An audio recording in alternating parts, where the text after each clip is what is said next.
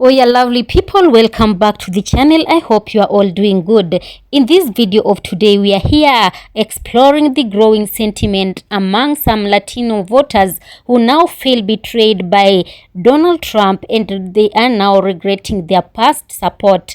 Many express that they wish they had listened more closely to the warnings and experiences shared by Black communities before casting their votes. So guys, we are just going to dive into their personal stories, the political shifts, and the broader implications for future elections. So guys, I'm going to roll the clips, then I'll be coming back with more commentaries. Stay tuned.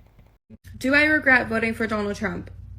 100,000 times yes. The mass deportation that is happening, I mean, the unconstitutional rights that are happening, all of the AI bills that are being signed right now. I mean, I can go on and on. The banning of different countries from coming into America, that was my last straw. And I think a lot of people who voted for Donald Trump also say the same thing. How does the Latino vote differ so much from the Black vote? Because we got our own white people. Oh. And people don't understand that we have all, and the assimilation possibility for Latinx, Latin people is higher. People can come from other parts of Latin America, marry white as like they're told to do, assimilate and assume a white identity that Black people cannot escape from. So they will continue to vote in that way because to them that's upward mobility. And unfortunately for us, success means being patted on the back. Not all of us, because y'all gonna go crazy on Twitter. I ain't got a Twitter, so it's okay. But they get the pat on the back from white people, and they feel like that's what being American is. Damn. And that colorism is real in our community. It is real. Anytime I see a member of the Latin community who says they regret voting for Trump, my first instinct, because I am an empath, is to empathize with them. But then instantly I'm like, no, I can't. Because they had no empathy for their own people. And for me, that just doesn't sit right with me. There are a lot of decisions in life that we can make right on. We can't go back in time, but we can make right on a lot of the decisions that we make. But when you make a decision like that, there really is no coming back. Everything right now that's going on in LA, it truly saddens me. As someone who has a lot of friends who are Latin, born and raised in LA, I can only imagine how they feel. Earlier today, I saw a girl who posted about her regret for voting for Trump because her dad is now being deported. She asked for him to get a medical early release so he could come back. She posted her phone call and she was denied over the phone. And I do feel sorry for her. But at the same time, you made this decision. You wanted to be on that side of history, and now this is what's happening. U.S. propaganda is so good that it has indigenous Mexicans thinking that they're white. This is Nino Rodriguez, an indigenous Mexican who thinks he's white and denies being Mexican. Check it out. But what is your ethnicity? Are you full-blooded American? Were you born in the United States? I'm white. I'm not a Mexican. I don't claim to be a Mexican. Hispanic, white, black, white. I identify as white. I ain't a Mexican. I'm an American. I was born here. He also thinks that being bilingual is a disadvantage and believes in speaking English only. Check this out. Now, this is why I choose to speak English only, and why I encourage others to do so as well, as far as people that I come across that are, Mexican, brown, whatever you want to call it. They're not born in America, should I say. You can tell the accent is so forced. I'm an American. I speak American. Look, Nino, you wouldn't exist if it wasn't for Mexico. I get it. You were born in the U.S. That's cool. There's nothing wrong with that. But your DNA is Mexican, bro. In 1,000 years, when archaeologists uncover your bones and they analyze your DNA, they're going to be like, yeah, that's a Mexican. Also, bro, anybody born here is American. You're a proud U.S. citizen, which is fine. There's nothing wrong with that. But just so you know, anybody born anywhere here is American. Here's the crazy part, bro. Somebody that looks like me, somebody that you want to look like, is 60% indigenous Mexican. I am 60% indigenous Mexican. If somebody that looks like me is 60% indigenous, what does that say about you? I've also had many people reach out to me saying that they live in the same area as he does, or they know him personally, and that his real name is Chris, that he's a failed rapper, and that his family is from Chihuahua, Mexico, to no one's surprise. But there you have it, guys. Just because you bring a Chihuahua to the U.S. and it has puppies, it doesn't mean that those puppies are German Shepherds. But anyways, let me know. So the U.S. Supreme Court today overturned Judge Frimpong's injunction from June 11th, saying that in LA, the ICE agents needed to follow well-established law by the Fourth Amendment. They needed something more than just a person's race or how they look. And today, Trump's U.S. Supreme Court ruled that their ethnicity, the language they speak, the type of jobs that Latinos have, gardening, construction, can all be used as reasonable suspicion. Law professors are throwing out their curriculums because all established law is out the window. Latinos, regardless of citizenship status or immigration status, now have diminished right under the Constitution. This is Trump's Supreme Court. And it seems now as though the law will change with whatever Trump requests. So we'll see where this leads us. Latinos for Trump, what is it now? Y'all were talking about do it the right way. Oh, why don't y'all do it the right way? Guess what? Don't get caught slipping outside, because Latinos for Trump be the ones that be looking the most fucking Latino, looking Mexican as fuck, looking Salvadoran as fuck, looking brown as fuck, can't even speak proper English. And y'all are just walking around with your little MAGA hat thinking y'all are protected, looking like a fucking clown, ridiculous as fuck. But don't get caught slipping outside, because guess what? It don't matter if you did it the right way. Guess what? It don't matter if you have your papers. Guess what? It don't matter if you were born here. It's just based on how you look. So don't get caught outside slipping without your little MAGA hat. And guess what? It probably don't even matter if you got your MAGA hat on. It don't even matter, because they're picking anybody that looks immigrant up. You better start working on how you look. But what happened to do it the right way? What happened to go through the process? Oh, they don't want to go through the process. Oh, they're illegal. Guess what? It don't matter, because they're not looking at that. They're just looking at how you look. And no matter what you claim, no matter who you voted for, no matter how much money you got, no matter nothing, you still look fucking Latino.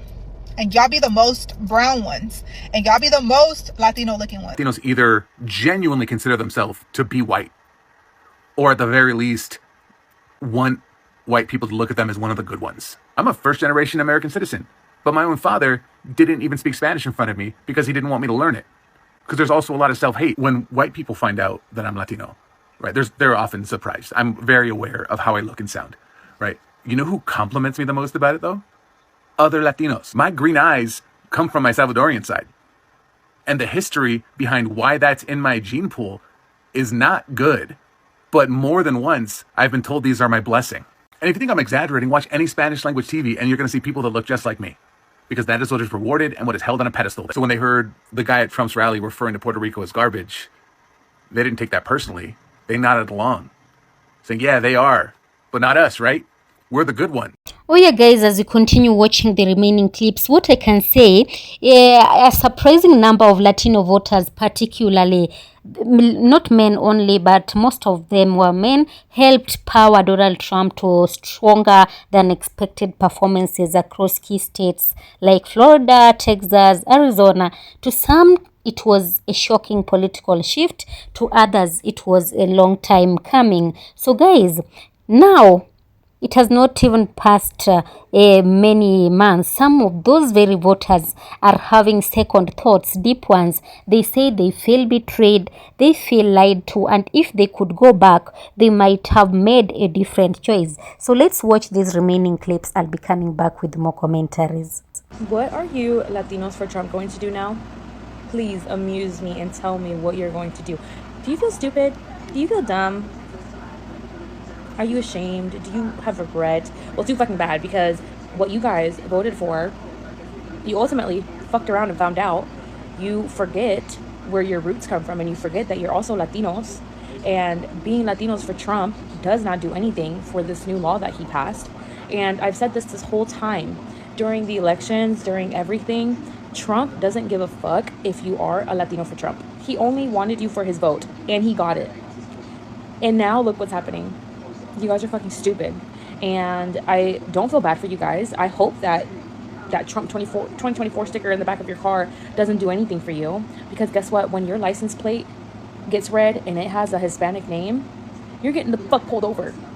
And I find some pleasure in that. What I don't find pleasure in is for all these hardworking people that come here to just do one thing, who try to fight to get somewhere in this life, and they're getting falsely accused of crimes, when you guys are forgetting that the real crimes are here in the United States, and they're being done by actual American citizens, not by illegal immigrants.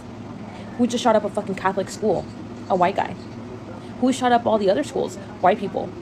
Who are doing Fenty folds in the corners at the bus at stops? White people. So I'm just so confused, as to why it just continues to be Hispanic people that are getting triggered by this. But anyways, my rant for today. I hope you guys have the life you deserve, and I do hope that you get pulled over, and I do hope that all you Latinos for Trump will sit there and cry and plead and have regrets, because no one gives a fuck. We try to tell y'all, but oh well. Now, Randy, what'd you just say? I said you were right about Trump. What was I right about Trump? About what? Explain. Everything. Okay, I need to hear more. Like everything. Like get rid of my peoples. Wars about to start. What else? Actually, none of the things you talked about, but some even worse. What are some of the things I talked about?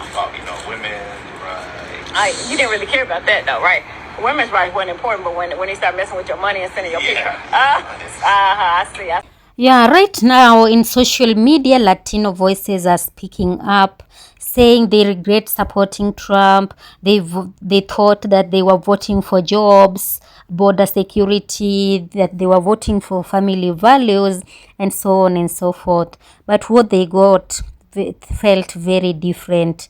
Yes, from the harsh immigration raids to anti-immigrant rhetoric, to policies that hurt working-class families, many now say the warning signs were there loud and clear.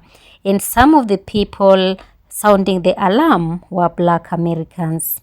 Black communities in many ways have always had to be politically vigilant. The warnings about Trump's rhetoric, his policies, and his divisiveness were not new. Black voters had been speaking up loudly, consistently, but in the noise of campaign promises and culture war distractions, some Latino voters didn't hear it, or I can say they did not listen. Now, in hindsight, many are saying we should have. So this moment is not about shame or blame.